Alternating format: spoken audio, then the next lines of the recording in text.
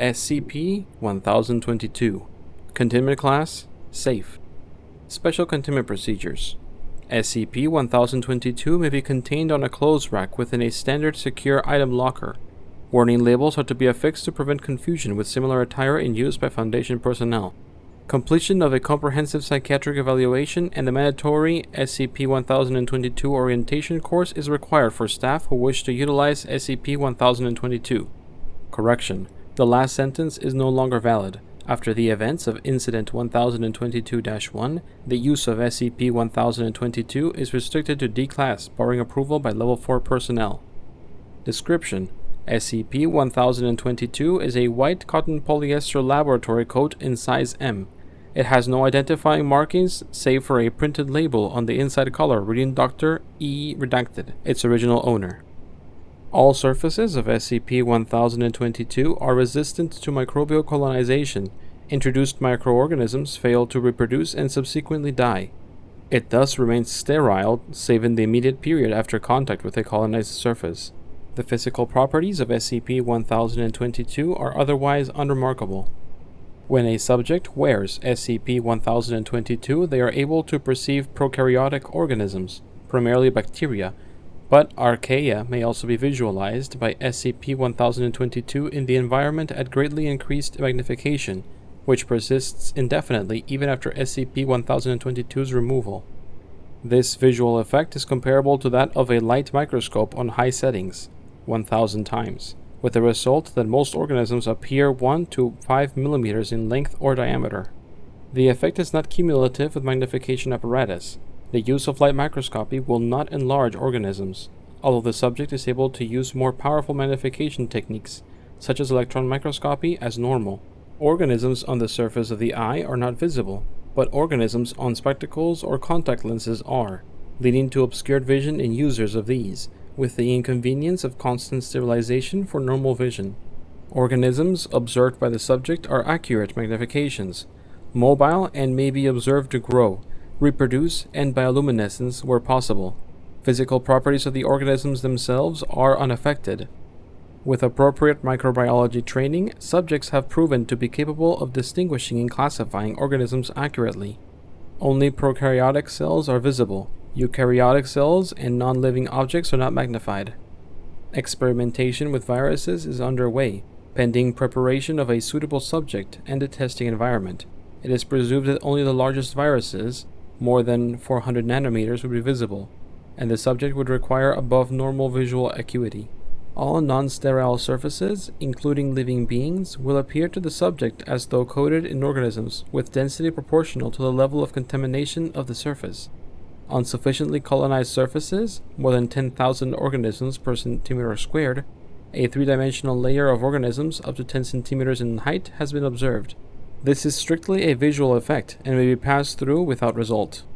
Aside from the normal possibility of microbiological contamination when in contact with the surface, SCP-1022 is a risk for psychopathology in exposed subjects. After experiencing the effects of SCP-1022, subjects may develop anxiety or observe compulsive traits. Unsurprisingly, abnormal cleaning habits are dominant, anorexia, and socially isolating behaviors. Other manifestations are less common. The patterns of these symptoms are visible between subjects and dependent on factors such as personality traits, underlying psychopathology, occupation, and education level. A high threshold for disgust and biomedical education have been noted to be protective. SCP-1022 related psychopathology may be treated by standard methods involving cognitive behavioral therapy to reinforce the harmless and normal nature of the visions in conjunction with anxiolytic medication. Addendum 1022-1. While data on long-term SCP-1022 exposure is scarce, some subjects have reported developing further abnormal sensations after 3 months at a minimum of experiencing SCP-1022's effect. These include abnormal tactile inputs, crawling sensations, the feeling of organisms jumping from surfaces to the subject, and data expunged. One subject, D1022-5A9, reported mild feelings of discomfort in the throat, chest, and abdomen, for what no medical cause could be found. Further observation is required. Presently, the development of these is considered harmless and only includes medication as necessary. Addendum 1022-2. Ability of subjects to cope with SCP-1022 exposure in the long term was confirmed by Experiment 1022-5A. D-1022-5A1, male, 34, Eastern European.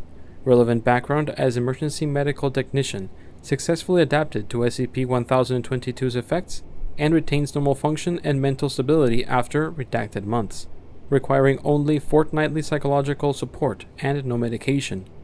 Dr. H. Redacted submitted a request to have D-1022-5A1 assigned to the Site Redacted Microbial Laboratory as an assistant. This was approved, and Dr. H. Redacted reports D-1022-5A1 has been a useful resource for the research team.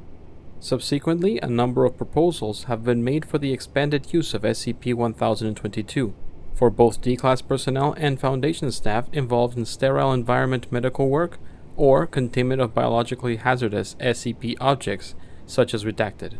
Expanded use of SCP-1022 on D-Class and staff volunteers is approved post-completion of a proposal demonstrating value of SCP-1022's effects in subjects' duties with the Foundation, a comprehensive psychiatric evaluation, the SCP-1022 orientation course at Site Redacted, involving 2 weeks of education sessions and isolation in rooms designed to simulate SCP-1022's effects, using a combination of video technology and paper cutouts. These prerequisites are not mandatory for D-Class personnel but are recommended for research and data collection purposes. Note: as of the 15th of January 2000 redacted, the use of SCP-1022 on Foundation personnel has been suspended following Incident 1022-1. Use of D-Class personnel may continue, but caution is advised. Incident 1022-1. Dr. A. Redacted, a Level 3 member of Site Redacted medical staff, was an early volunteer for the use of SCP-1022 and was approved after completing the requirements. He responded well to the effects of SCP-1022 and was functional and mentally stable after redacted weeks, with psychological treatment and anxiolytics. On January 14, 2000, Redacted, Agent R was sent to the Site Redacted medical facility after experiencing bouts of abdominal pain, diagnosed as acute appendicitis. As Dr. A entered the operating theater, he became highly agitated, administered a lethal dose of anesthetic to Agent R, and called a Level 1 biohazard emergency warning. Appropriate protocols were initiated, and the site and personnel were decontaminated, which revealed no remarkable pathogens. Agent R's remains were autopsied and found to be normal, save a confirmation of the appendicitis diagnosis. The pathogens involved were normal intestinal flora. Agent R was previously healthy and had no record of exposure to major biohazards. Dr. A was placed into custody but remained agitated and uncooperative, demanding the incineration of Agent R's remains and further decontamination of the site. Interrogation demonstrated his belief in an undefined SCP-level biohazardous contaminant of Agent R, necessitating the neutralization of Site Redacted and non-essential personnel. Site Redacted remains operational with no ill effects to date, and Dr. A has been detained indefinitely. Following this incident, the use of SCP-1022 on Foundation personnel has been suspended, and all subjects exposed to SCP-1022 placed under closer surveillance. Addendum 1022-3.